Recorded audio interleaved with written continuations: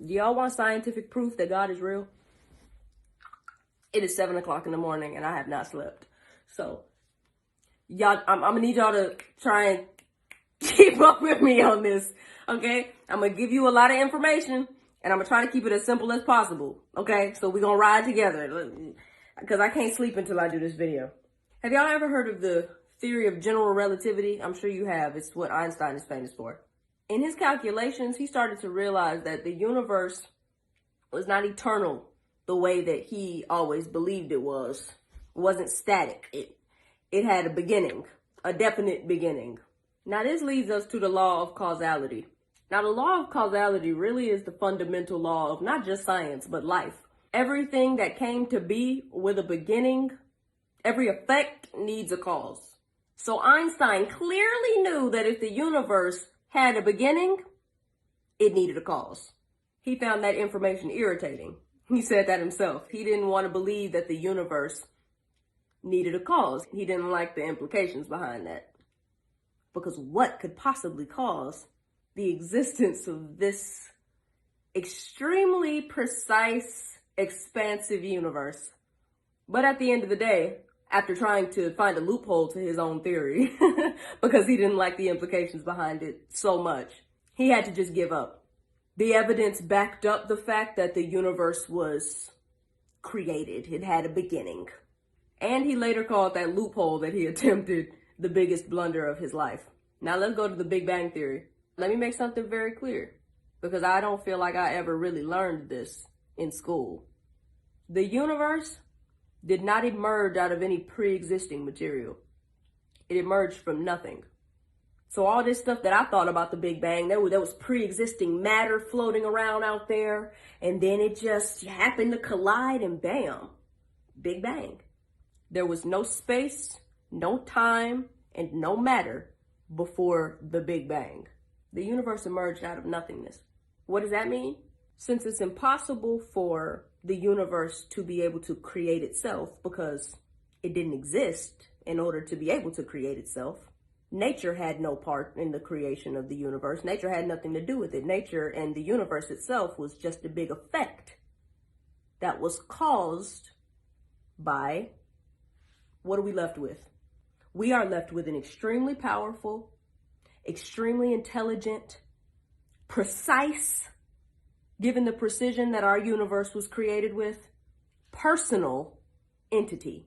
Because impersonal entities are not capable of decision making, like the clear decisions that were made in order to create our universe and all of us, humans, animals, everything that God has created.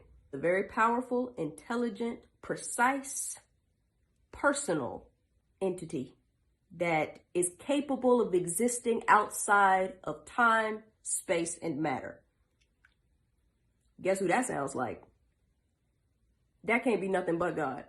And for people that are like, okay, well, how do you know that it's like Yahweh? How do you know that it's like Christianity's God? Well, there's only one God, but I'm just gonna give you your answer. There's a very famous astronomer named Robert Jastrow. His credentials as a scientist are impeccable. And he said himself, being agnostic, he's not even a Christian. He said that all of the essential elements of the Big Bang Theory line up with biblical creation. The creation of the universe happened at a definite moment in time, sharply, suddenly, in a flash of light and energy. That is biblical creation. Because this is how God works. God speaks something, and then science runs to catch up with what he said. If God says, let there be light, bam, it just happens. However it needs to happen, that's what's going to happen. People have got it kind of confused. People take science and they put it above God. Like science is somehow more reliable, when science wouldn't exist without God. Because science doesn't create anything. Science studies creation. Scientists try and figure out what caused what. What function does this have? How does all of this work? This vast universe that we live in. How does it all work? Scientists try and figure that out. But scientists don't create nothing.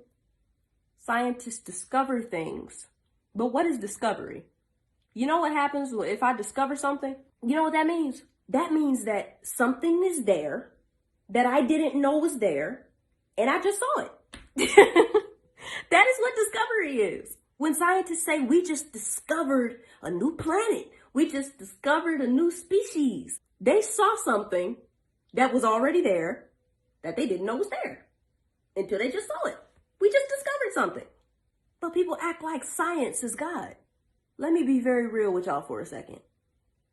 We are just little tiny humans in this very dangerous universe. I don't know why humans be walking around acting like we're invincible or something, but we can only survive under very narrow conditions. Gravitational interaction between the moon and Earth has to be just right. If the sun were any closer to us, we'd be dead. If it were any further away from us, we'd be dead. God has given us those conditions on Earth. Why do you think when people go out into space, they really got to make sure everything's right? That spacecraft got to be right there. There can be no issues. Or else you get Apollo 13. You get astronauts almost dying out there in space because one little thing went wrong and led to a chain reaction that almost ended people's lives out there in the middle of space. God has given us an oasis on this earth, yet we're trying to use science, something that wouldn't exist without him and his creation. We're trying to use science to disprove his existence. Creation never would have been created without God. And while I'm doing this video on this topic already, let me just answer a question that I always get. Who created God? China, if everything needs a cause, then doesn't God need a cause? Remember the law of causality that I just talked about earlier? What'd I say? Do y'all remember what I said about it? Let me refresh your memory. I said everything with a beginning, everything that came to be needs a cause. God didn't come to be. God is eternal, the way a lot of people thought the universe was until science disproved it. God is the cause, the universe is the effect. God is eternal. He is capable of existing outside of space, time, and matter. None of us can even wrap our little brains around that. So God doesn't need a cause or a creator. He is the cause. Let me wrap up by saying this because I've given y'all a lot of information to take in. I really like science. Science is interesting. I love looking into it and seeing all of the fingerprints that God left in his creation for us if we just look for them. I love seeing that. It's really interesting to me. But at the same time, I'm speaking to y'all in the language that you want me to. Like, I always operate from a place of faith. I've had experiences that let me know God is real. And I understand evidence and looking for evidence, because what we should be doing is searching for the truth, because there's only one. The truth is not subjective. There's only one truth in every situation. And that is what we should be looking for. That is what scientists should be looking for. But instead, what do we have? We have a whole bunch of humans with biases that are in the scientific field, unfortunately teaching everybody, not just from evidence, but from their own personal beliefs. Everybody sees scientists as these objective minds. They're the objective ones. And y'all might be looking at me like, China, you biased. Yeah, I'm biased. I love God. Everybody know that. But what makes you think that atheists are not as biased as I am? They got beliefs too. Just like Einstein. What did Einstein do? When evidence started to emerge that the universe was not eternal like he thought it was, but it had a beginning, instead of just being like, wow, okay, the evidence led me here. This is not what I thought, but that. He went through all this stuff trying to disprove his own theory. Why is that? Why not just go wherever the truth takes you? Why we gotta try and rearrange the truth to fit our personal beliefs? No, we should rearrange our beliefs to fit the truth. And on top of that, my bias don't affect the evidence. Either there's evidence to back up my beliefs or there's not. There's nothing I can do about that. Either what I believe is true or it's not. You know how many things I believe that I had to be like, ooh, that wasn't right. Once I came in contact with certain evidence, there were certain mindsets that I had before that I had to get rid of because God was getting on me about it. He's like, you're not looking at this the right way. It's not this, it's this. And you need to change it or else this mindset is going to destroy you. Yes, sir. I believe that this was right before, but now that I know better, I'm going to do better. I want to change according to the truth. I'm just giving y'all information that I learned. But please, don't just take my word for it. Go look into it for yourself. Don't take anybody's word for it. Shoot, that's the problem. That's the problem on this earth for us. We be taking people's word for things without actually looking into it ourselves.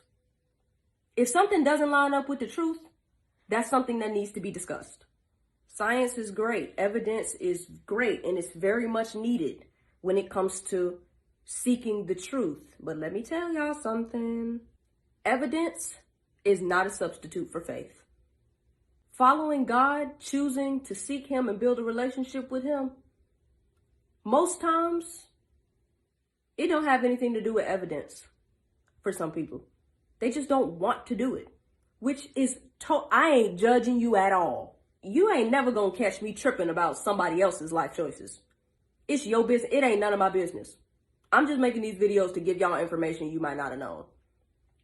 But if it's not really about evidence for you, and you're just like, look, I don't want to follow God. He might exist. The evidence may line up with His existence, but I don't want to follow God. Bro, do your thing. We all got choices to make. Following God is not a matter of evidence or proof. It's a matter of the will. You have to want to do it.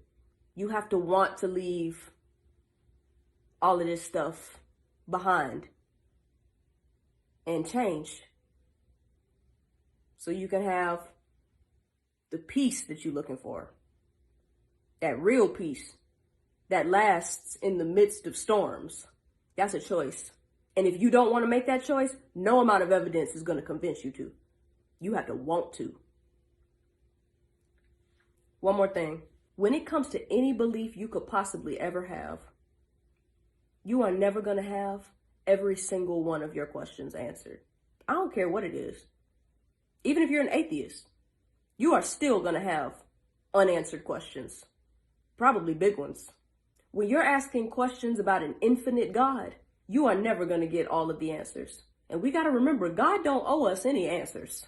He has given me the opportunity to get close to Him in this life so I can have eternal life in paradise. He don't owe me nothing. Now, usually when I ask Him questions and I ask Him for knowledge, when I'm asking from a certain place, He gives it to me. But He doesn't owe me anything. At some point, you got to decide that you've heard enough and you've gotten enough evidence to make a decision.